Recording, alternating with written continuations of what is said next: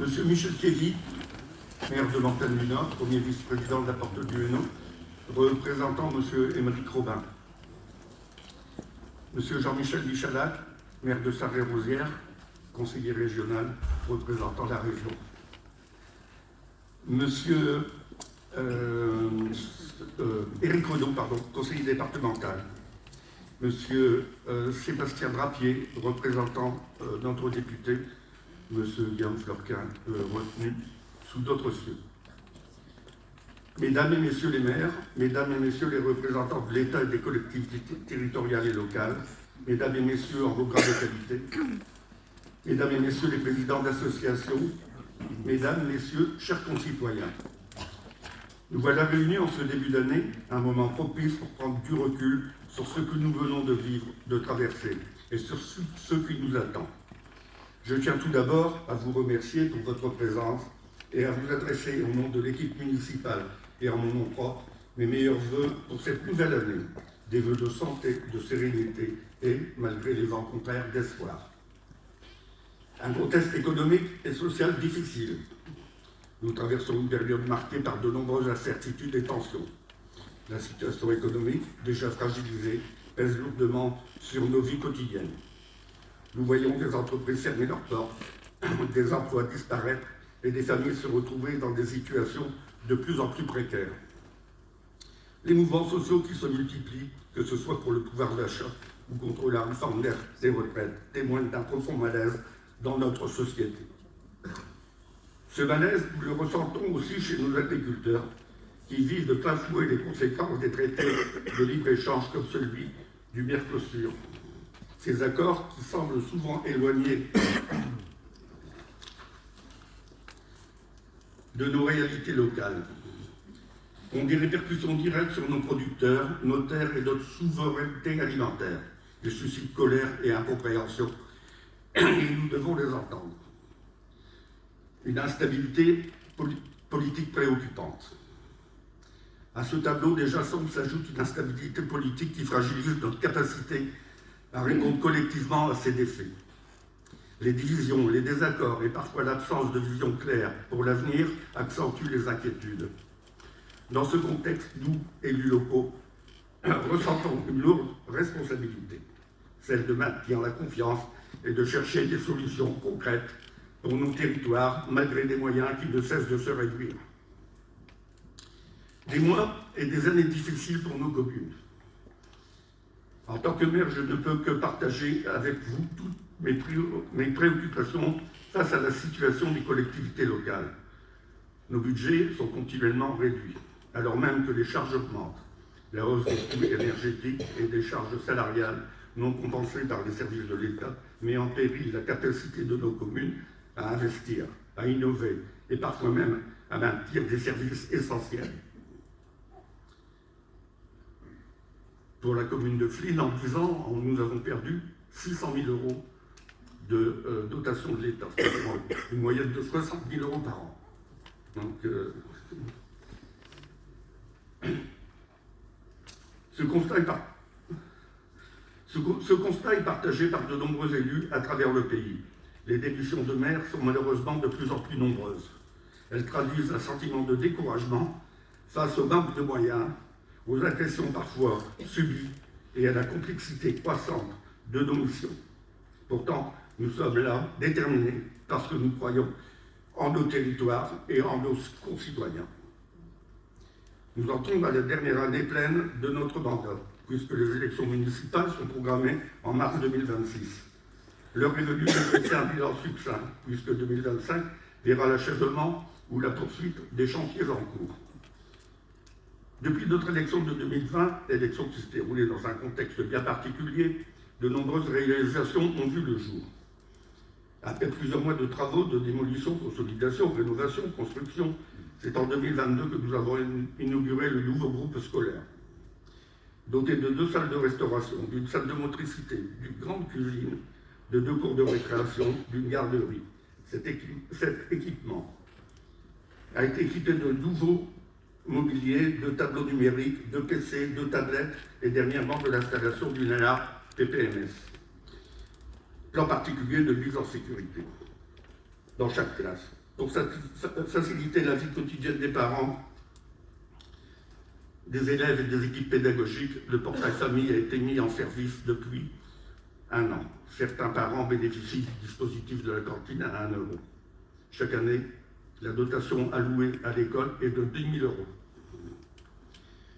En matière de travaux, d'urbanisme et d'environnement, ont été notamment réalisées la remise en état des trottoirs sur l'ensemble de la commune, la réfection du réseau d'éclairage public avec le remplacement des luminaires vétus par du LED et le remplacement des horloges de programmation, la reconstruction du mur de l'église, la rénovation du cyclostade et aire de jeu, et dernièrement, avec la société Thérèse, à l'aménagement du site de Rodini. Donc, c'est vraiment du travail de qualité. Travaux effectués par la société Hydram, dans des conditions climatiques dantesques, travail de qualité, en prenant soin de ne pas déranger la quiétude des 2 grenouilles. Pour votre sécurité, et c'est une priorité, nous avons dernièrement procédé à la réfection de la rue du Fort, à la pose de panneaux stop au carrefour dangereux et au renforcement de la vidéoprotection sur la commune. Et ça n'empêche pas que les stops sont brûlés tous les jours. Et j'en passe en ce qui concerne la vitesse, puisqu'on relève des vitesses de plus de 150 km/h dans la rue Fournier. Alors, il y a des criminels en puissance. Pour améliorer le quotidien de chacun, nous avons, avec le soutien de la Porte du Hainaut, déployé la fibre optique sur l'ensemble de la commune et doté le hameau de Rouillon d'une antenne de téléphonie mobile.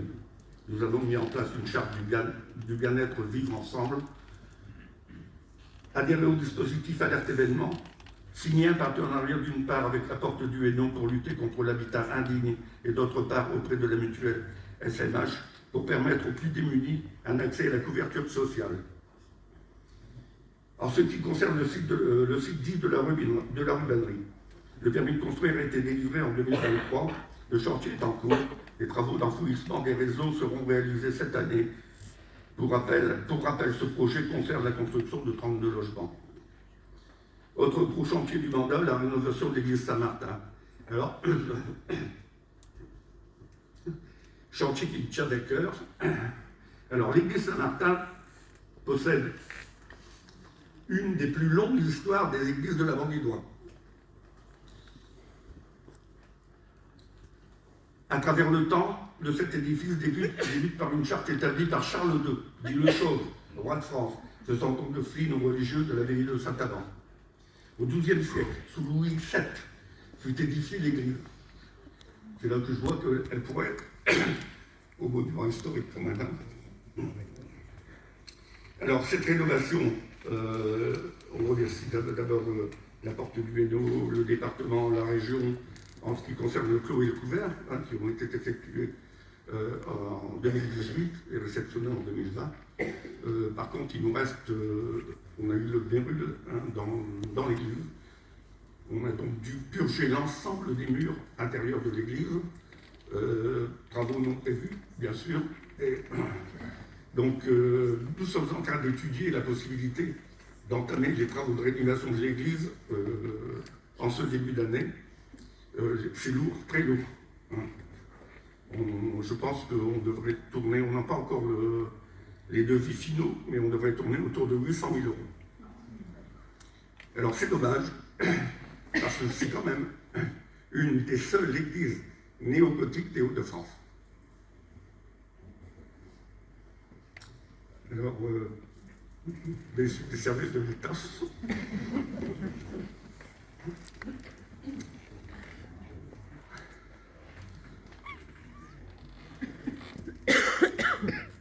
On a fait un appel au don avec la Fondation du patrimoine. Je vous laisserai jeter un coup d'œil sur l'ensemble des travaux qui ont été effectués et des désastres que nous avons constatés à l'intérieur. Et vous pouvez donc faire le tour. Et vous verrez que c'est une très très belle église et qu'on voudrait bien qu'elle revienne dans son état initial. Alors sans cesse reportée, nous aurons la mise en service du tout à l'égout sur le hameau d'Heureux. Hein. Alors là aussi, hein, on a ça depuis 2020. Hein. Oui, on a ça depuis 2020. Et force est de constater que si on ne râle pas, on n'a rien. Râler, râler, râler, râler. Donc je conseille à tous les maires de râler au maximum. Hein. Et pour qu'on puisse au moins faire vivre nos communes et effectuer les travaux pour nos concitoyens. Alors en ce qui concerne la sécurité routière, une écluse sera prochainement aménagée rue Georges Fournier. Bon, je vous l'ai dit tout à l'heure, hein, quand on voit la vitesse enregistrée, on se demande comment peut-on faire, malgré les interventions constantes de nos services de gendarmerie, que je remercie d'ailleurs, hein, et que j'entends souvent la population me dire « Ah, on ne les voit jamais ». Ouais, contrairement à ce que vous pensez, ils sont toujours là. Afin d'évaluer les futurs travaux de rénovation énergétique de la mairie, un diagnostic est en cours. Pour 2025, il est prévu la pose du pompe de chaleur et le remplacement des luminaires. Concernant l'aide sociale, Madame Gérard, adjointe, a accompagné au cours du mandat 89 foyers. Les problématiques rencontrées sont assez variées et peuvent se cumuler. Les interventions peuvent être ponctuelles, mais peuvent également nécessiter un accompagnement de plusieurs mois. Les principaux types de difficultés le plus souvent traitées sont des difficultés financières, conjoncturelles ou structurelles. Ensuite viennent les demandes concernant la valorisation de droits tels que la couverture santé solidaire, demande de l'âge, de retraite, d'allocation personnalisée à l'autonomie. On peut la remercier du travail qu'elle effectue. Les problèmes de logement restent une difficulté majeure, notamment concernant l'accès, mais également le maintien dans le logement, et ce, dans des conditions de vie décentes. Concernant les actions collectives, lors de la crise du Covid, nous avons accompagné les personnes les plus vulnérables pour la vaccination. Le CCAS a également participé à la mise en place d'une mutuelle collective en faveur des administrés. Une convention partenariale a été signée avec la mairie de Mortagne du Nord afin de permettre aux enfants de notre village de bénéficier des activités de leur centre de loisirs. Je remercie Michel d'ailleurs. Le CCS a contribué également à la dynamique du village en organisant des sorties ou en participant financièrement tous les ans au spectacle, sorties, événements pour les élèves de l'école Jean-Marie de Gobet.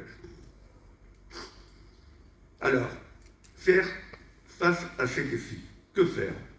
Je crois profondément que c'est en restant unis, en dialoguant, en construisant ensemble des solutions que nous pourrons avancer. Notre commune, malgré sa taille modeste, peut être un exemple de résilience et de solidarité. Nous avons des forces, des talents et un attachement profond à notre territoire qui doivent nous permettre de relever ces défis. Je m'engage avec mon équipe municipale à poursuivre nos efforts pour défendre les intérêts de notre commune, pour continuer à offrir les services de qualité malgré les contraintes et pour soutenir celles et ceux qui en ont le plus besoin. Un message d'espoir. Je ne veux pas que ce discours se termine sur une note pessimiste. Certes, les mois et les années à venir seront difficiles, mais je crois en notre capacité à faire face ensemble. Chaque crise porte en elle des opportunités. Celle de repenser nos modes de fonctionnement, de renforcer nos liens et d'imaginer un avenir plus solidaire et plus respectueux de chacun. Avant de finir mon propos, je souhaite remercier le travail et l'investissement de mes collègues élus, de ma directrice générale des services, Françoise Destiné, de notre personnel administratif, technique, qui lui, bien souvent décrié sur les réseaux sociaux, alors qu'ils effectuent un travail colossal. La majorité des travaux de la commune sont effectués en régie. C'est-à-dire que ce sont nos employés communaux, qui sont deux, qui effectuent l'ensemble des travaux. Entretien de trottoir, fossé.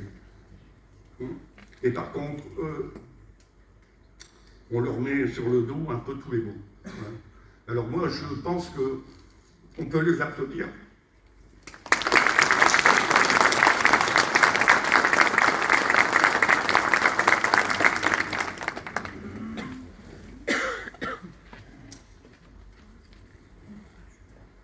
Je remercie, j'ai oublié aussi les enseignants, pardon, excusez-moi. Je remercie également l'ensemble de nos associations pour leur engagement qui contribue à l'animation de notre village. Alors, en ce début d'année, je forme un vœu, celui que nous soyons capables collectivement de surmonter ces épreuves et de bâtir un futur qui nous rassemble. Mesdames et messieurs, chers concitoyens, je vous renouvelle ainsi que mes élus tous nos vœux de bonheur, de santé, de prospérité et de paix pour 2025, en espérant qu'elle sera malgré tout porteuse de belles réussites et d'une solidarité renforcée. Je vous remercie pour votre confiance, pour votre engagement et pour votre solidarité. Vive la commune de Flux!